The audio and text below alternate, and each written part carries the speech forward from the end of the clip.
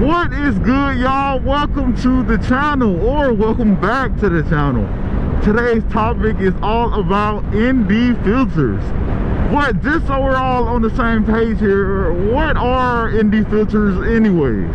Neutral density filters, aka ND filters, in the most simplest of terms, are lens with shade or tint on them.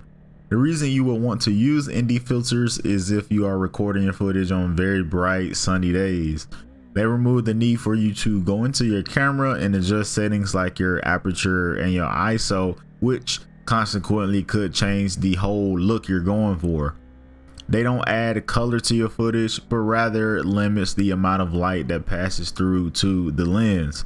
So think of ND filters as a inexpensive and simple way to prevent your footage from getting overexposed from the harsh light that comes from the sun. For the next section of this video, I'm just going to put up footage comparing the effects or the differences between the different ND levels.